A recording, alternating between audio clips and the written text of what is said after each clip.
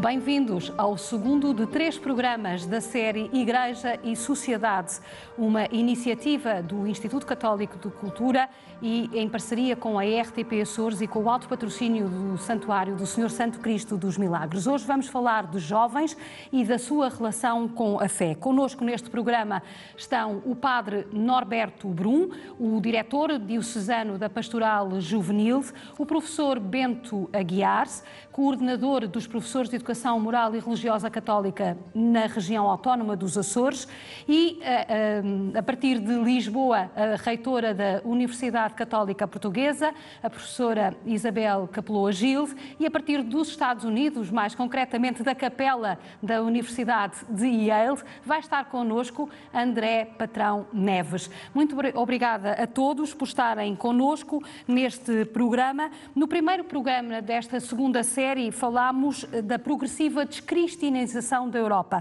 Ora, quanto à juventude, os indicadores também não auguram um grande futuro e nem nos sossegam tão pouco.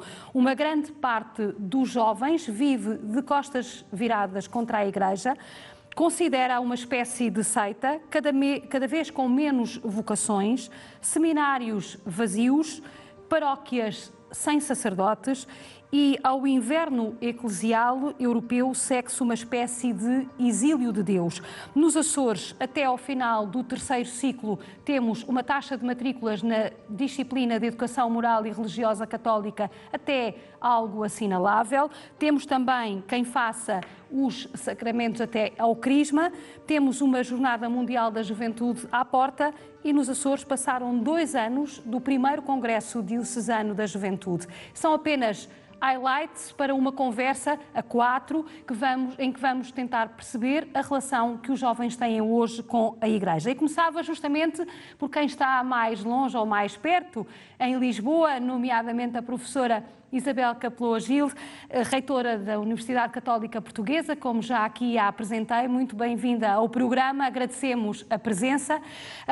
O que é que afasta os jovens da Igreja? A senhora que dirige uma universidade com um pendor confessional, de alguma forma, ligada à Igreja Católica e, portanto, lida todos os dias, digamos assim, com jovens mais comprometidos. O que é que efetivamente afasta hoje os jovens da Igreja?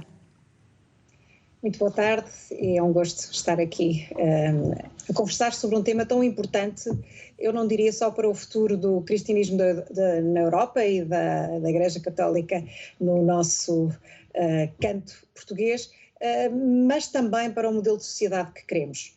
E é certo, como diz, que a Universidade Católica é uma universidade matricial, de matriz cristã, mas que acolhe estudantes católicos e não católicos. Aliás, a maioria dos nossos estudantes são não católicos, muitos que perfilham outras religiões, temos estudantes desde judeus, muçulmanos, evangélicos, não crentes.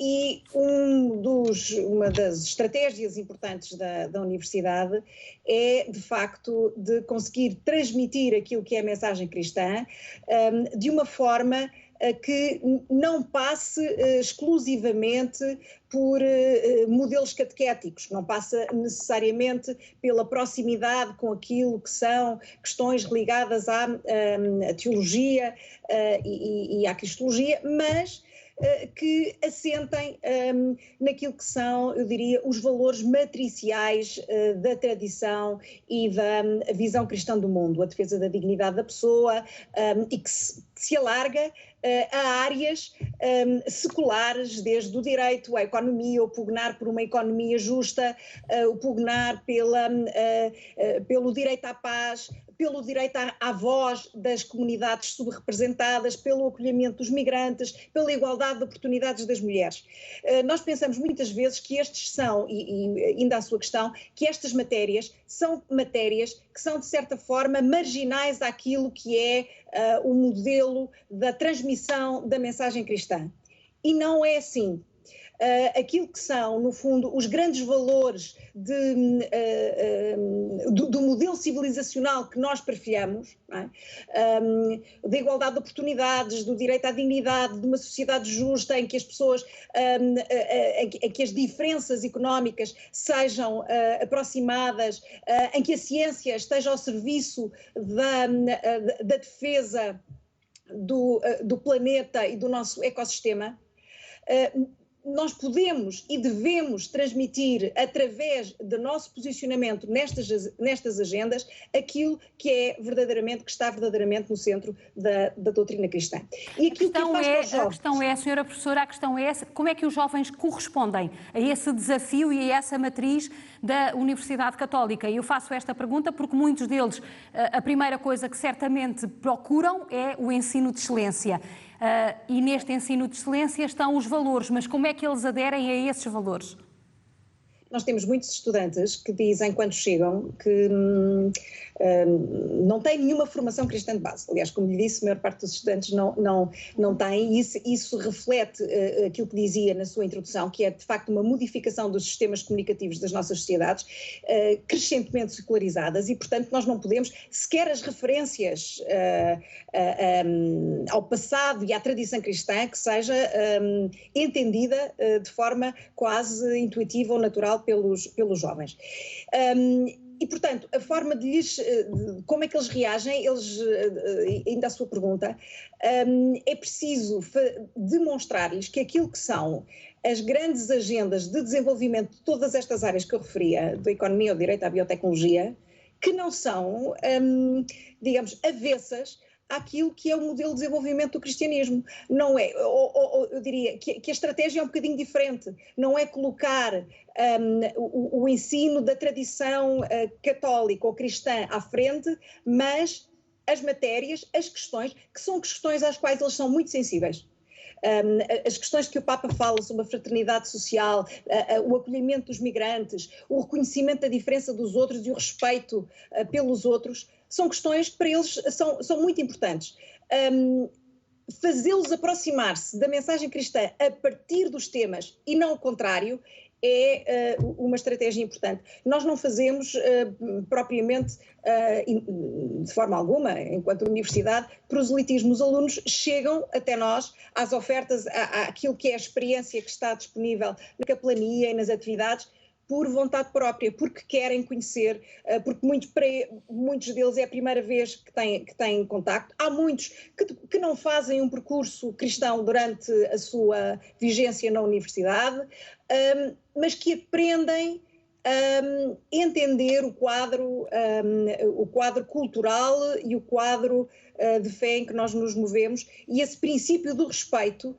Muitos deles dizem: não sou crente, mas os princípios que eu aprendi na universidade acompanharam para o resto da vida. Eu creio que é um caminho importantíssimo para a transmissão da nossa mensagem aos jovens. Pedi agora ao André que me fizesse uma leitura a partir dos Estados Unidos e de Yale, onde as universidades americanas, de alguma forma, sobretudo as maiores, têm várias capelanias, muitas delas não só católica, obviamente, porque nem sequer é a maioria religiosa nos Estados Unidos, mas dizia que muitas das próprias universidades oferecem as várias capelanias. Por exemplo, Harvard tem 22 capelanias diferentes. Como é que é este melting pot, digamos assim, onde cabem todos, e como é que os jovens reagem? Sim, é verdade, e mesmo não sendo a religião dominante nos Estados Unidos, o catolicismo, felizmente a Igreja continua muito bem composta todos os domingos, e não só.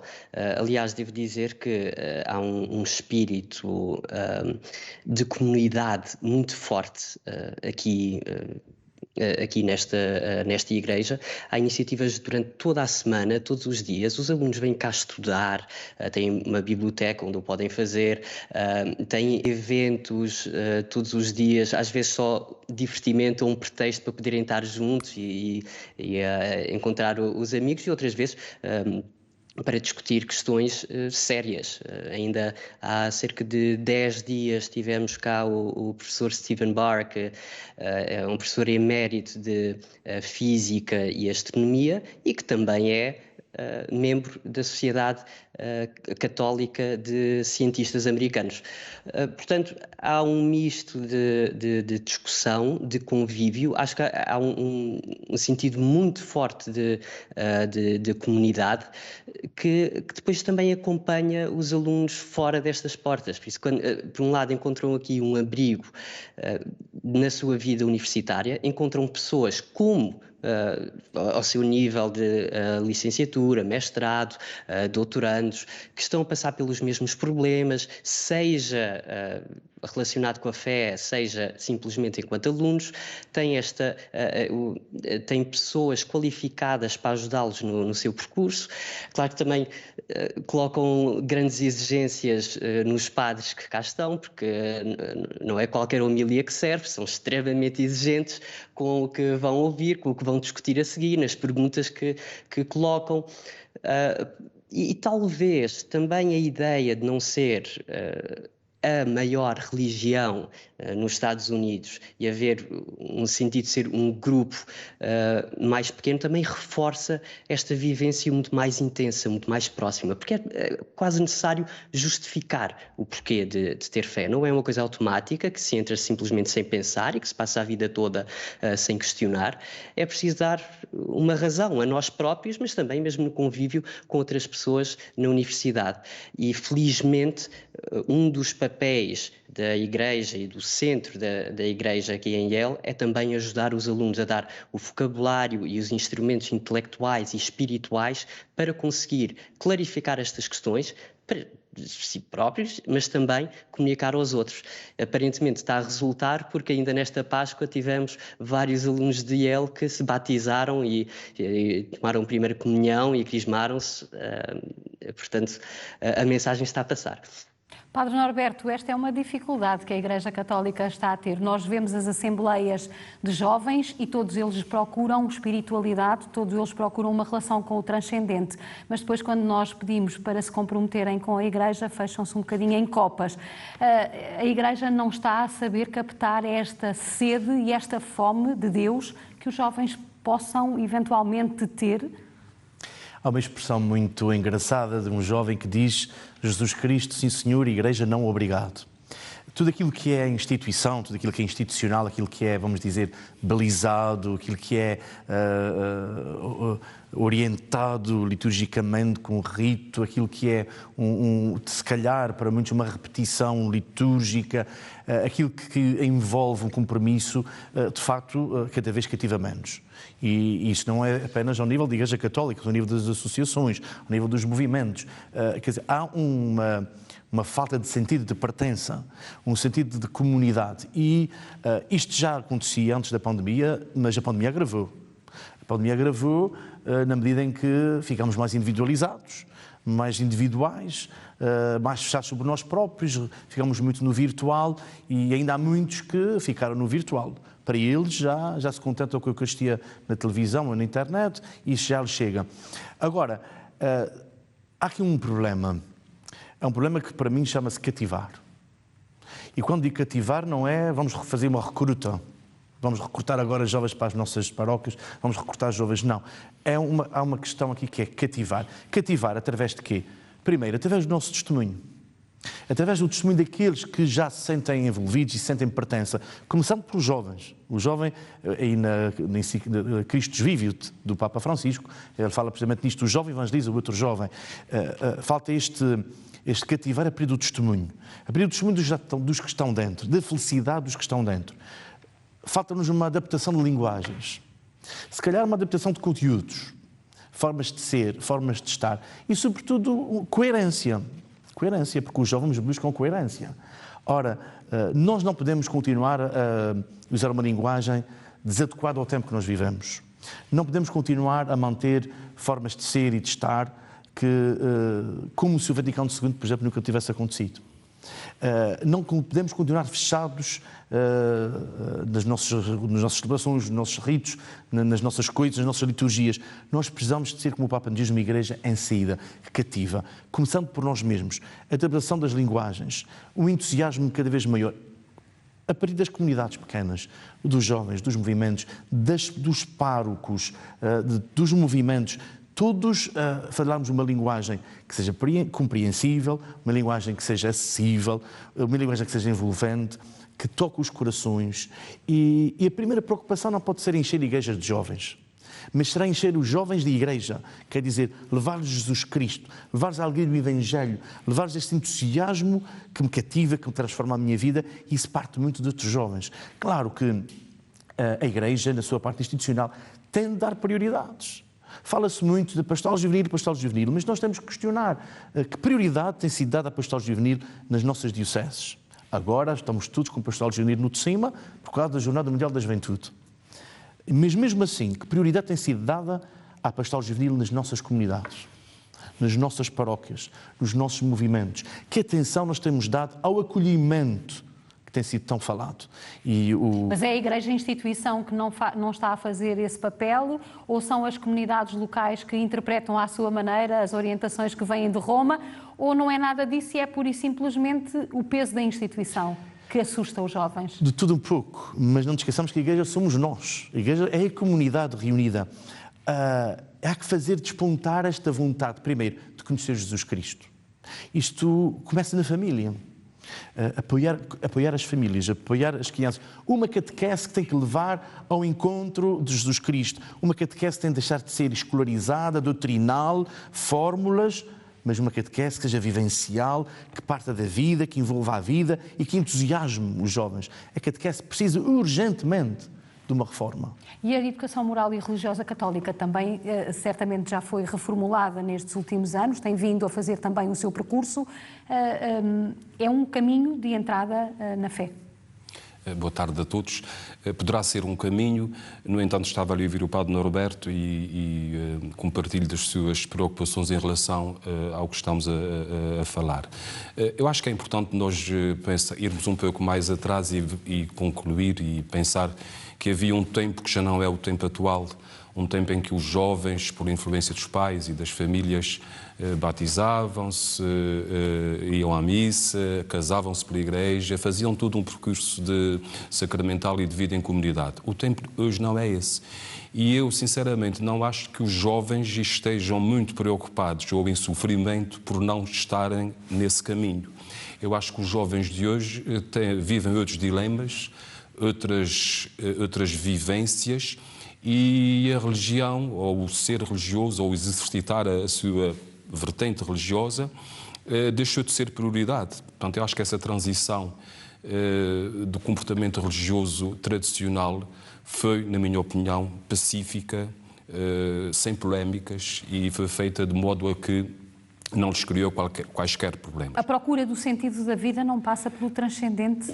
Passa pelo transcendente. É quase inato à condição humana. Certíssimo, mas eles procuram essa procura transcendente, continua a ser evidente nos nossos jovens, sobretudo em novas vivências de espiritualidade. Numa recusa voluntária e pensada em relação àquilo que é ou que tem sido a Igreja institucional.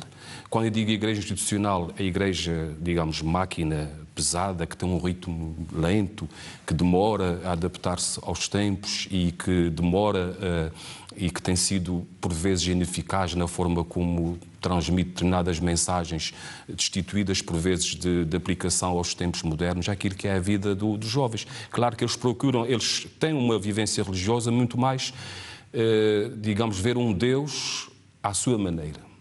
Muito mais individualista, menos coletiva, muito mais de busca de sentido de uma caminhada pessoal, no seu grupo, mas recusando aquilo que que falava o Padre Norberto, a vivência comunitária é algo daquilo que tem sido a minha experiência, até mesmo nas próprias aulas, que transmitem propostas de aprendizagens, e que é uma aula confessional, claro, mas eles, quando se aborda o religioso, mesmo que a gente tenha todas as técnicas do mundo, enquanto profissionais do ensino, para tentar não chocar, não entrar em conflito, há uma aversão, uma repulsa em relação àquilo que é religioso.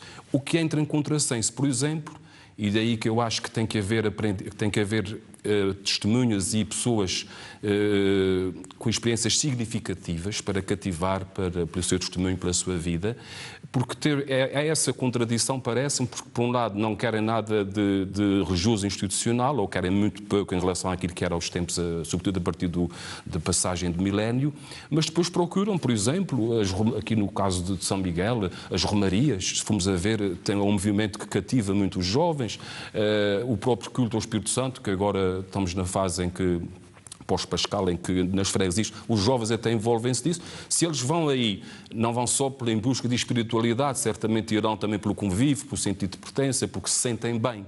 E é preciso que todos nós, cada um à sua medida, reflita sobre aquilo que perceba os reais problemas dos jovens e aquilo que eles, de facto, sentem e precisam. E não andar a fazer, por vezes, sempre mais do mesmo. É preciso, não sei bem como, não tenho a chave nem o segredo para resolver isso, mas de facto tem havido um abandono sistemático, porque, reforço, também os jovens têm hoje, quando digo jovens, que são jovens cada vez mais tempo, a juventude hoje espalha-se por muito mais anos, são jovens muito mais tempo. E porque o emprego, a falta de emprego, as questões de formação, o absentismo muscular, as drogas, a vivência da sexualidade, quer dizer, há tantos aspectos que são, esses sim, vivências da vida de jovens reais, concretas, e esses sim que urgem também, não só a Igreja, mas outras instâncias e outras associações e também o poder político, também entrar por aí. Professor Isabel Capelou Gil, tem consciência de que é esta falta, este peso institucional que pode, de alguma forma, afastar os jovens desta relação com o transcendente, ou é efetivamente um sinal dos tempos de que a espiritualidade não passa pelas religiões tradicionais ou pelas formas mais tradicionais de expressar a sua religiosidade? Eu creio que os jovens têm um sentido de uma necessidade de encontrar, de procurar o transcendente, que se depara muitas vezes com estratégias institucionais com os quais eles embatem diretamente de frente porque não conseguem.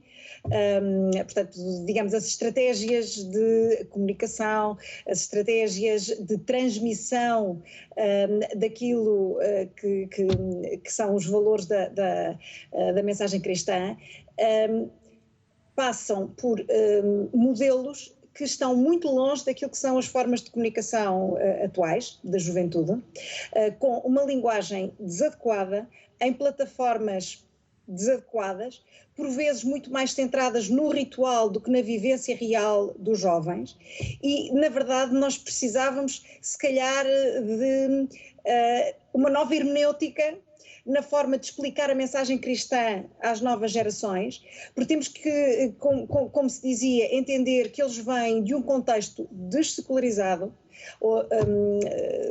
um contexto onde a transmissão já não é feita, como se dizia em minha casa, a partir do colo da mãe, não é? Portanto, são aprendizagens que já não são feitas de forma intuitiva no seio da família, face a um ambiente em que as narrativas comunicativas são profundamente seculares também, e quando nós olhamos para aquilo que é a história da missionação e olhamos para as estratégias. Aliás, eu estava a ouvir-vos agora e a pensar nas estratégias de missionação na Irlanda, nos tempos de São Patrício. A mensagem cristã era adequada àquilo que era aquilo que as tribos celtas conheciam. Portanto, adequava-se a mensagem àquilo que era uma realidade vivida no contexto e era uma forma de transmitir a mensagem relativamente a Cristo, relativamente àquilo que era a forma e à mundividência tão diferente daquilo que era a mundividência das tribos celtas, mas com uma lógica de comparação. Eu creio que isso hoje se perdeu e é necessário, nas estratégias de reevangelização ou de remissionação, não é? Partir daquilo que é a vivência real destas comunidades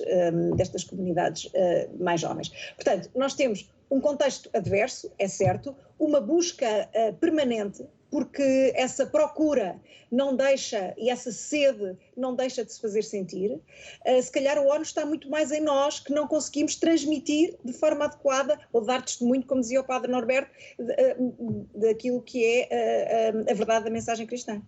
Nós temos um jovem, pelo menos naquilo que é formalmente um jovem com menos de 35 anos, o André, que está em Yale e que se junta agora a nós, penso que já está novamente em condições de entrar.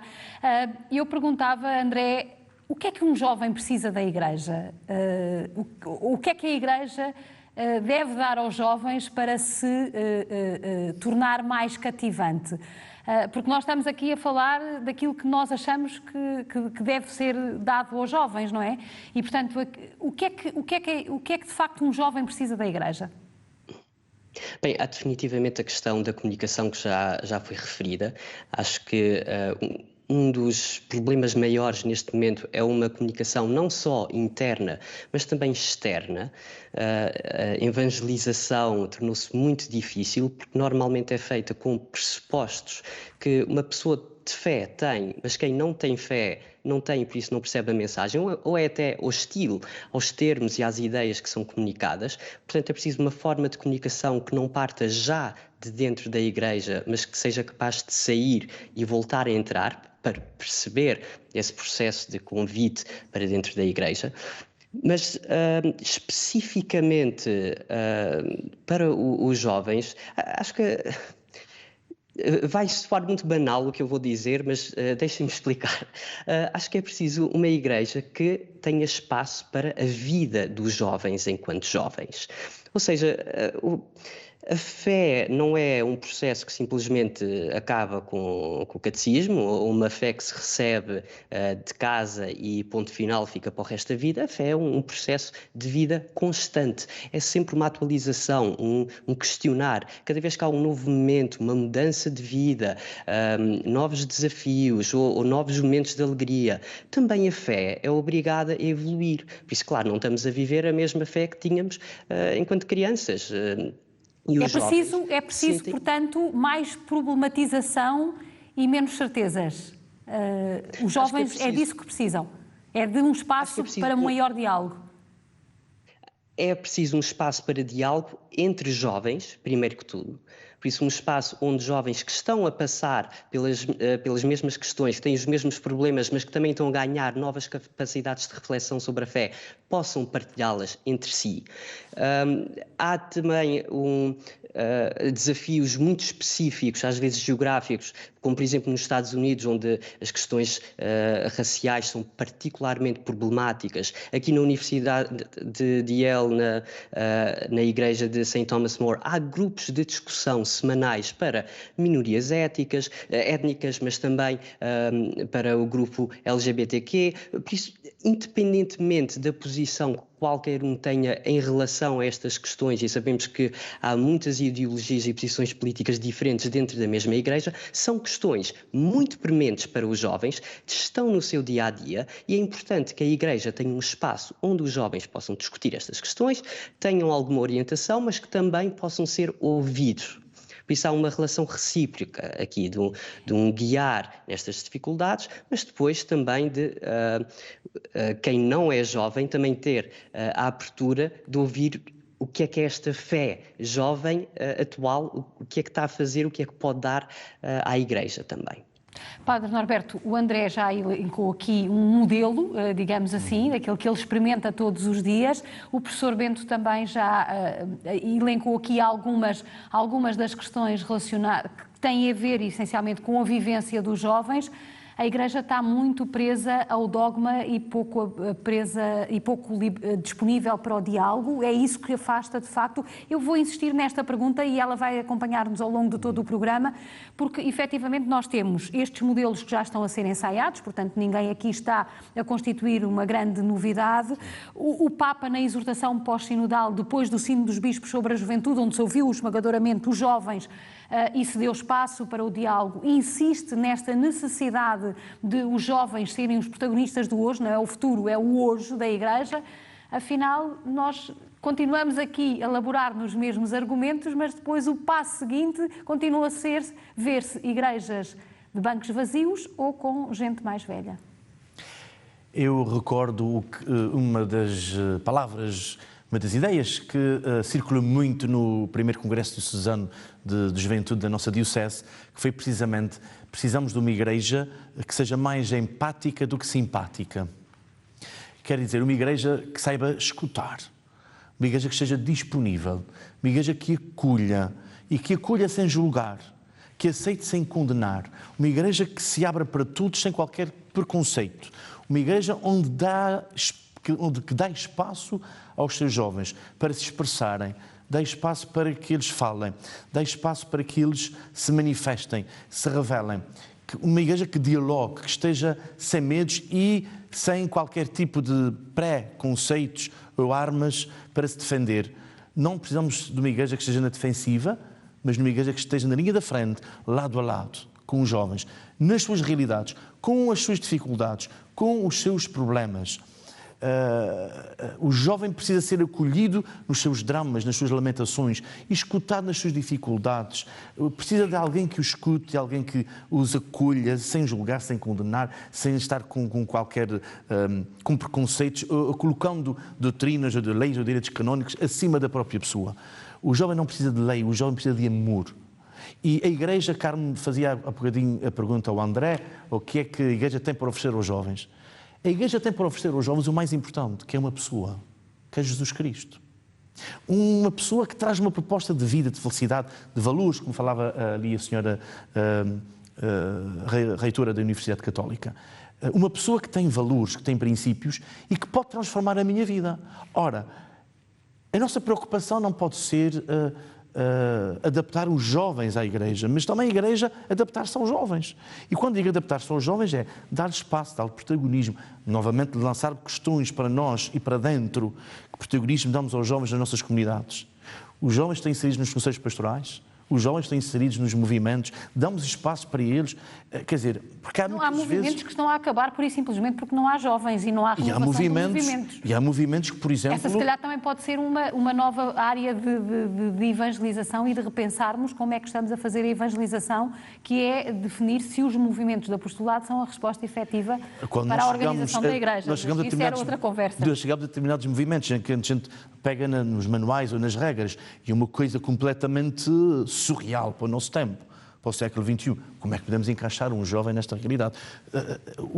É importante a gente entender que o jovem de hoje, a gente não pode pegar um jovem e vamos agora enquadrá-lo, vamos agora enfiá-lo, vamos agora materializá-lo. Ele tem que se adaptar aqui assim, senão vai-te embora. Não. A gente tem que fazer um caminho com eles. E penso que nós estamos muito preocupados porque os jovens não participam nas celebrações, porque os jovens não vão às Eucaristias. Mas a nossa maior preocupação é evangelizar aquele jovem, fazê-lo reconhecer Jesus Cristo como uma proposta de vida, como uma proposta de felicidade. A questão litúrgica virá por acréscimo.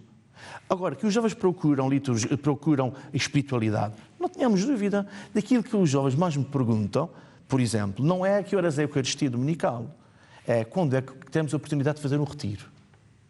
Quando é que temos a oportunidade de fazer um shalom? Já eles tiveram a pandemia para... Eles perguntam por isso. Porquê? São espaços de espiritualidade. E de encontro. E as nossas comunidades têm de proporcionar esses encontros. Se não estamos preparados, penso que ainda não estamos preparados para isso.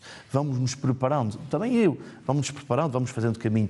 E eu penso que este percurso que nos leva à Jornada Mundial da Juventude é um tempo forte e especial e ideal para repensarmos a nossa pastoral juvenil em Portugal e na nossa diocese. Para quê? Para que a gente possa fazer deste evento não um ponto de chegada, mas um ponto de partida. Já vamos à JMJ. Professor Bento Aguiar, este desafio que o Padre Norberto está aqui a lançar de proporcionar o tal encontro, é possível, uma vez que na escola cada aluno é um aluno, e, portanto, há aqui uma apetência maior para esta individualização e não tanto a massa, de começarmos a criar aqui a semente para este novo projeto?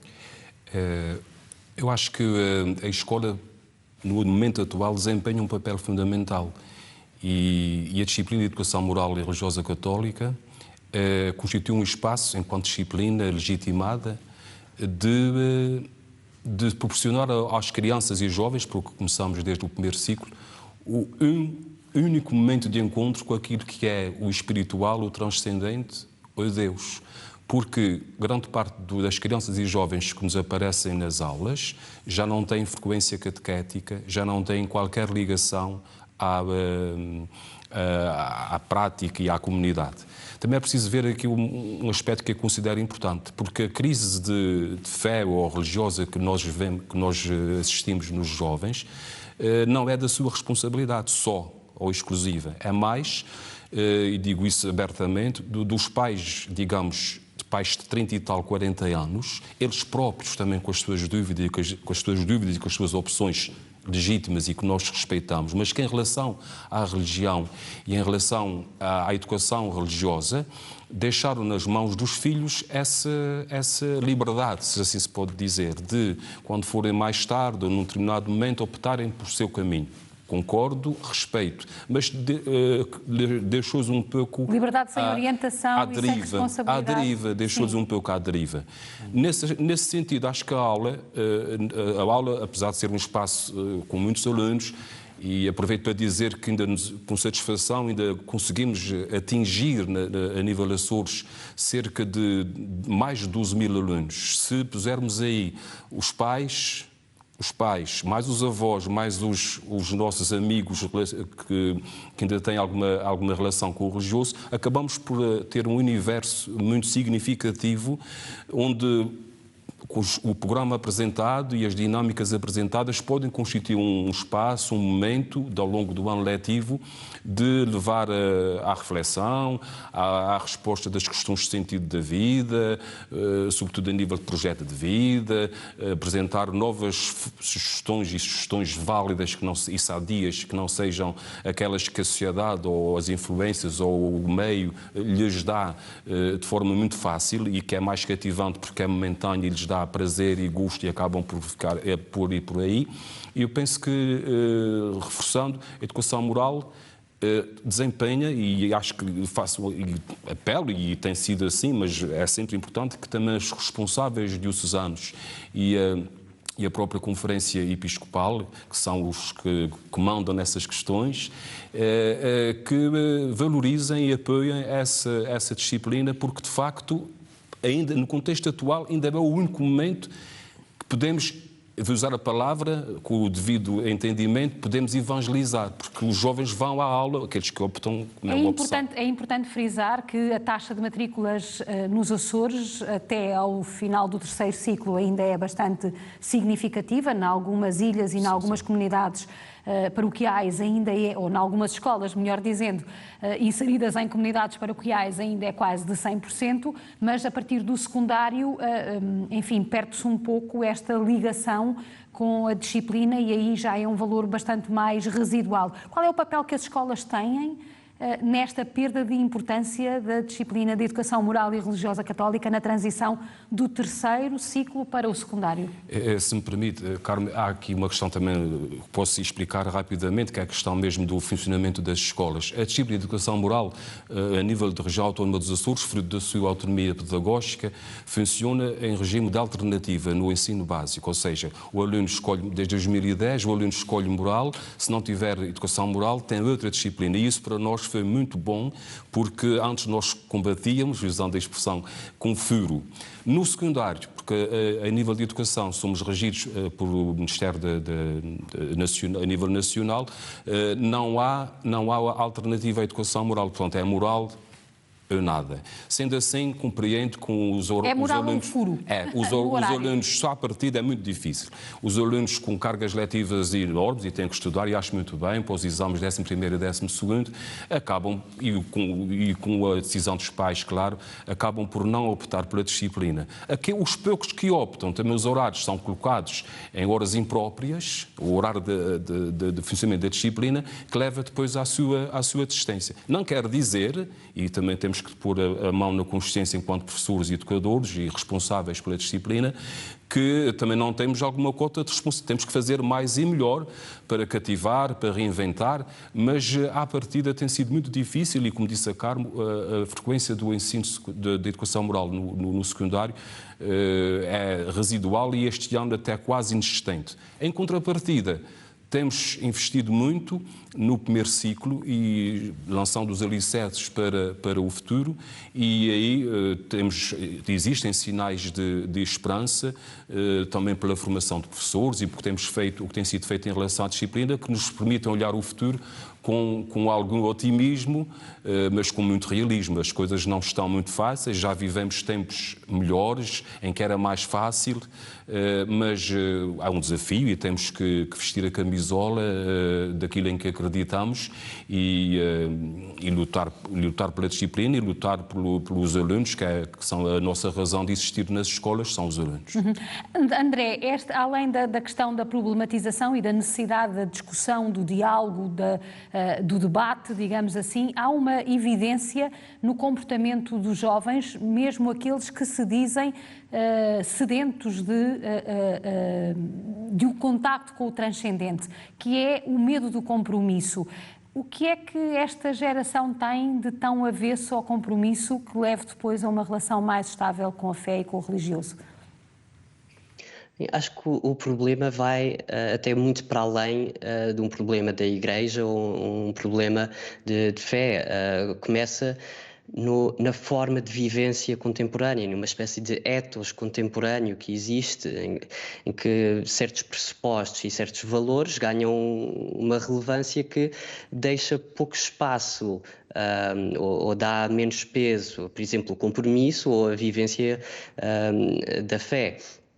Aliás, acho que hoje em dia, ao contrário do mito do facilitismo de ser católico, de ser criado católico e continuar católico o resto da vida, acho que é particularmente difícil, é um desafio afirmar-se católico. Há estigmas que vêm associados, há mitos associados também, por isso acho que hoje em dia é um gesto de coragem até. E o compromisso, por exemplo, com a Igreja, mas não só, é uma das dificuldades neste ethos em que valorizamos a facilidade da mudança muito rápida, mas também é uma dimensão onde a Igreja tem potencial para dar um grande contributo. Penso, por exemplo, no peso grande que é dado a um gesto como o casamento.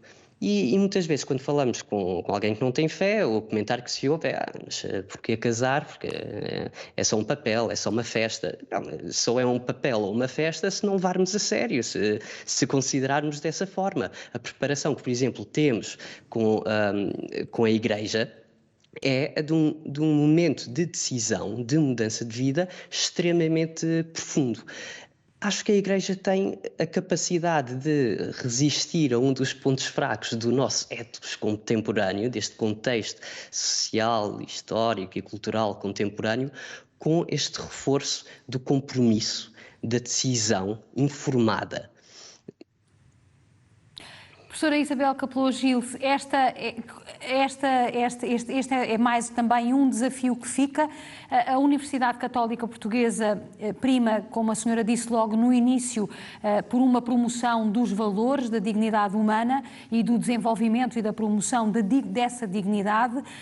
Como é que nós conseguimos entusiasmar os jovens para aquele clique essencial que é a passagem da educação para uma cidadania plena, consciente, participativa e solidária para uma fé esclarecida porque é uma das coisas que nós ouvimos, e quando digo nós, não é um plural majestático, é um plural efetivo. Fomos capazes de educar os nossos filhos para serem boas pessoas, mas se calhar falhámos na dimensão da fé. É um ponto muito importante, porque nós temos que entender, e esse é um dos pontos cruciais neste momento que vivemos, sobretudo em gerações muito esclarecidas, sofisticadas na aprendizagem dos conhecimentos que têm, não aceitam o dogma sem uma dimensão também de racionalidade. E a fé é uma experiência vivida, como dizia o André, e é uma experiência que não está além da razão, que é também racional. E, portanto, uma das questões que é importante desmontar e transmitir é que não há uma oposição entre fé e razão.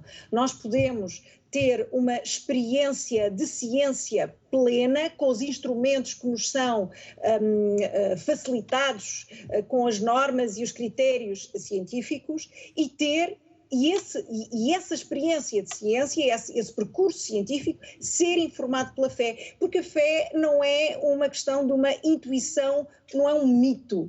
Não é uma fezada, como muitas vezes se diz, não é? Exatamente, não é uma fezada, é uma experiência racional que implica também a crítica. E uma coisa muito importante, é uma luta para todos nós. Tem que ser pensada diariamente, é uma gestão, uma negociação, uma aprendizagem diária. Não é meramente alguma coisa que se assume a partir da tradição e que se mantém de forma estável. É isso que é a verdadeira experiência da fé. E, portanto, eu creio que no espaço de uma universidade é um espaço ideal para podermos fazer esta religação e darmos o testemunho desta religação entre a fé e a razão. Padre Norberto, é a universidade, é a escola, como já vimos, é a família, e é também a Igreja, no sentido em que nós hoje fazemos muitos eventos para os jovens, fazemos muitos eventos com os jovens, mas depois não conseguimos a tal transição para o compromisso, como já vimos aqui, e não conseguimos envolvê-los e cativá-los ao ponto deles se sentirem também parte. Nós tivemos na região um congresso diocesano, no final toda a gente saiu muito entusiasmada. Que frutos é que isto já deu no concreto, na dinamização de grupos de jovens, na afirmação da juventude dentro da Igreja? Os frutos o Espírito Santo o saberá. Claro que nós desejamos ter coisas mais palpáveis, mais visíveis. Eu penso que é ponto assente que temos de partir do pressuposto que já não estamos numa igreja de massas. Aliás, Jesus diz que os discípulos têm que ser fermento na massa e não massa com fermento. Mas também corremos o risco de não ter nem massa nem fermento. Temos que ser fermento nesta massa. Já não temos uma igreja de geração espontânea. Meu pai era católico, minha avó é católica, minha bisavó era católico, eu sou católico, sou batizado e pronto. E a gente vai todos por aí, geração espontânea. Não. Agora quem está por decisão própria. Quem está por uma escolha, está por um compromisso, está por uma fidelidade, está por um projeto, está porque quer e faz essa descoberta. Agora, de facto, o Congresso Diocesano da Juventude foi um momento bonito, entusiasmante na pastoral juvenil da nossa diocese, em que escutamos os jovens, pensamos com os jovens fizeram uma série de propostas que lançaram à própria diocese. Eu costumo dizer que não tivemos tempo suficiente para digerir, uma vez que logo a seguir entrou a pandemia. E, de facto, isto veio tudo... Mas vai ser retomada esta ideia dos congressos diocesanos? Sim, sem dúvida. Enquanto for diretor de direção da pastoral juvenil, enquanto esta missão tiver e quem me suceder, vamos propor que, de facto, isto aconteça de tempos a tempos como uma forma de rejuvenescer, uma forma de pensarmos. Agora, os jovens pediam protagonismo, os jovens pediam escuta, os jovens pediam... Isto tudo que nós já falámos aqui um pouco. É preciso criar espaços. E é preciso, sobretudo, criarmos uma disposição interior. Eu penso que isso passa por uma atitude interior de cada um. Quando digo de cada um que se sente igreja. A começar pelos bispos, pelos seus padres, pelas comunidades, pelos movimentos, pelos próprios jovens que estão empenhados, passa por esta predisposição interior. Nós temos de perceber que isto já não é terreno que é nosso. Isto já é tudo nosso, já não é a nossa quinta. Já não é o nosso quintal. Os Açores já não vivem num ambiente de cristandade. Já não há uma cristandade. Há muita religiosidade. E aqui é um outro ponto, que aliás o Papa, é muito querido o Papa e que fala muito na religiosidade popular, que pode ser... O professor Bento já aqui deu dois exemplos, exatamente. As Romarias Quaresmais e o Espírito Santo. E o São de Cristo. A Senhora dos Milagres na Serreta. Já está, são eventos. O Bom Jesus no Pico. Acabam por ser pontuados sempre com eventos. Exatamente. E esta dimensão é preciso adequá-la à linguagem. Isto para dizer também, eu fui buscar a religiosidade popular precisamente para dizer isto. Os jovens não estão afastados como a gente pensa. Estão afastados do litúrgico, estão afastados do ritual, mas não estão tão afastados de Jesus Cristo. E a nossa preocupação tem que ser colocá-los Jesus Cristo no coração, colocar esta palavra de vida no coração. Se calhar, aproveitar estes momentos estes tais eventos, que o Papa na Cristo Vive destaca como importantes, de fazer destes acontecimentos evangelizadores, acontecimentos que potenciem, de facto, uma evangelização dos jovens, uma aproximação dos jovens, porque não pode ser só deixar fazer assim. Isto hoje não pode ser como a velha história da Gabriela. Eu nasci assim, eu vivi assim, sou sempre assim, feliz da vida. Não. Nós temos... Também não é agora vamos inventar a pólvora, porque não, já está. Agora, o que temos que fazer é aproveitar estes momentos chaves em que eles estão lá. Eles estão lá. E aproveitá-los não é para a gente chegar logo aos movimentos e agora a gente vai fazer o que a gente quer. Não, escutá-los. A Carmen dizia há bocadinho, eventos para os jovens, eventos com os jovens. Tem que ser eventos com os jovens, envolvê-los, torná-los protagonistas. Porque eu recordo quando era miúdo... Não é só envolvê-los e torná-los protagonistas, é torná-los sobretudo protagonistas no sentido de serem eles a decidirem que eventos é que querem fazer. Sem dúvida. O problema é que a gente chega aos conselhos pastorais, chegamos aos encontros. Sim, senhor, os jovens gostam disso, disso e disso, mas a gente vai fazer isso como a gente quer. Não, deixem-nos. Vão bater com a cabeça.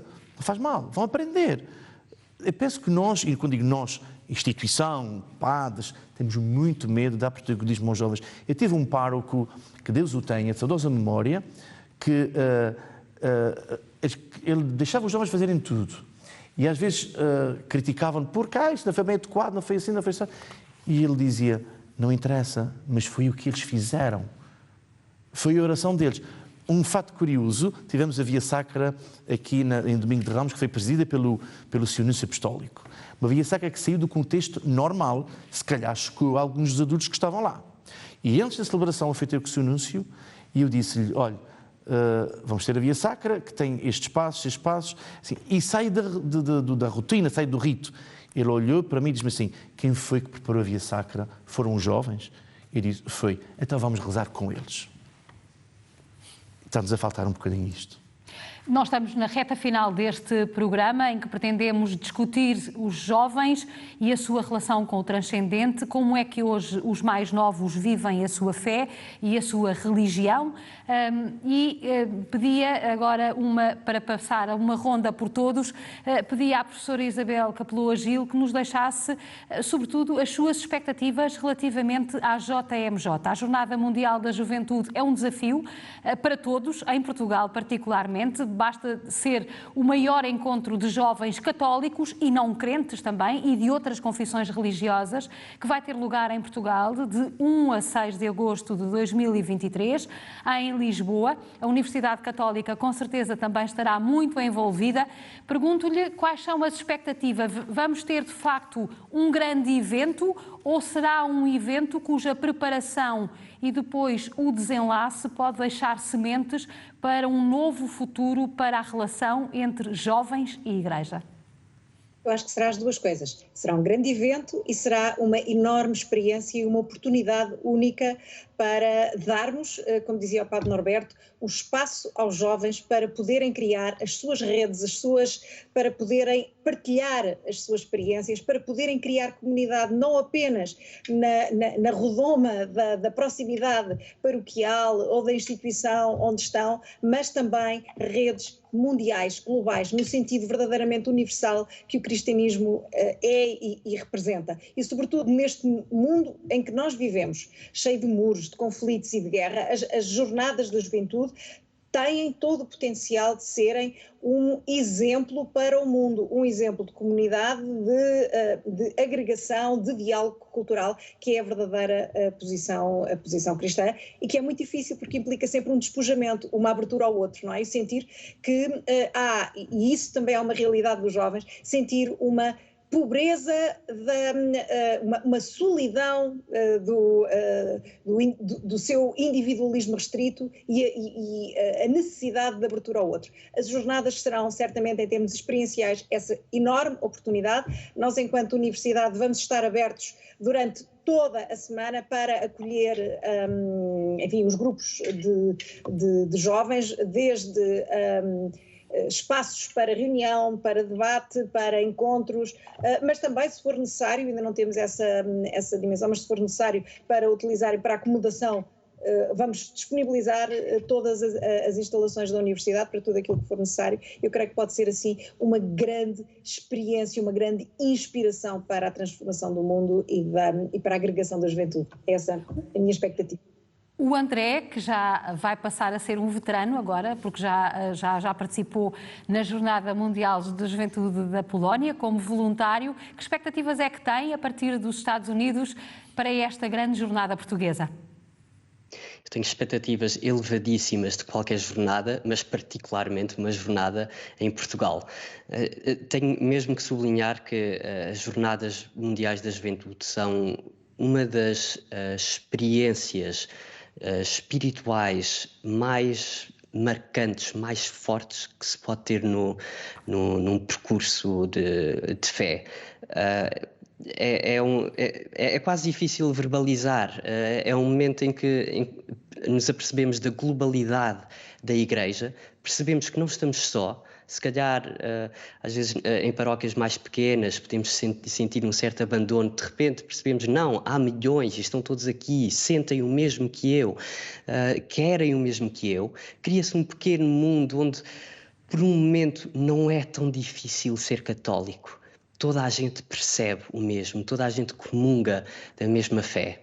E espero que este espírito esteja também presente nas jornadas em Lisboa e certamente terá imensa importância interna. Acho que é uma forma de renovação e de quase incendiar da fé que depois nos lança ao mundo, não para o dia a seguir, mas anos e anos, deixa uma marca fortíssima para sermos mais e melhores enquanto pessoas, enquanto cristãos, enquanto católicos, mas acho que as jornadas também têm que ter um papel muito grande na sua comunicação externa, no papel que vão ter de explicar a quem não tem fé o que é um jovem com fé, quem são as pessoas que lá estão. Há muitos mitos, há muitos mal-entendidos e se calhar estes jovens que estão à procura de formas de espiritualidade, como já falámos, os jovens não estão assim tão distantes da busca da espiritualidade, se calhar não se aproximam da Igreja porque têm ideias erradas do que é ser um jovem na Igreja.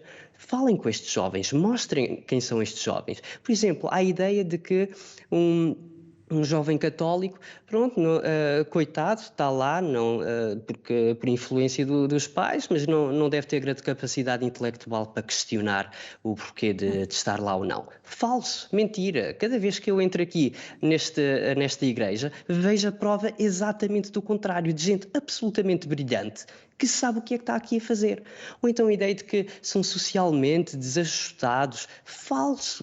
A fé é uma das razões que faz com que tantas pessoas, tantos católicos, tenham uma vida de sucesso, mas sucesso a vários níveis, não só profissional, mas pessoal e do bem que fazem à sociedade. Por isso, mostrem quem são estes jovens. E muitos que não estão na Igreja neste momento, se calhar vão começar a identificar-se, vão sentir que afinal há gente como eles lá e eles querem fazer parte. Professor Bento Aguiar, já nos estamos todos a levantar para a Jornada Mundial da Juventude? Estamos. Como Maria fez e saiu apressadamente. Muito confiantes que seja, de facto, como já foi dito aqui, um momento único de conversão no sentido de mudança de atitudes e de comportamentos face à espiritualidade, face à fé. E lembrando a frase do Papa Francisco no Panamá em 2019, ele dizia, e nós falamos de jovens, o futuro. Eu acho que os jovens são o presente também. É o agora de Deus, é o agora da Igreja. Não vamos estar sempre a adiar o futuro. Claro, vai deixar marcas para o futuro, certamente. Será um momento único de encontro, de partilha, de espiritualidade, e as expectativas pessoais e também enquanto crente são as melhores, que de facto vão trazer uma lufada de ar fresco ao mundo e à Igreja.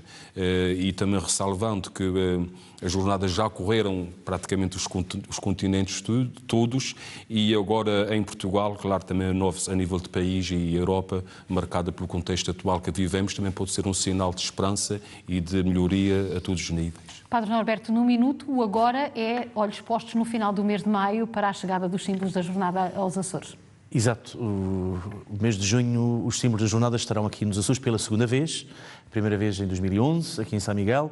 Desta vez irá percorrer mais ilhas da nossa diocese. O programa está a sair já nestes dias. É um momento de aproximação, um momento de conversão, um momento de alegria, que nos projeta para a Jornada Mundial da Juventude.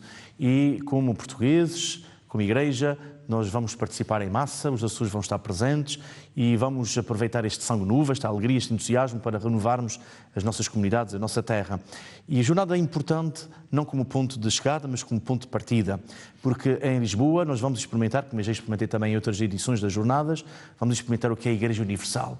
E vai-nos fazer bem levar este bem de multidão, e quando digo multidão não é por sermos milhões, é de sermos de muitas línguas, de muitas culturas e percebemos que Deus e Jesus é aquilo que nos une. Será uma grande Jornada Mundial da Juventude.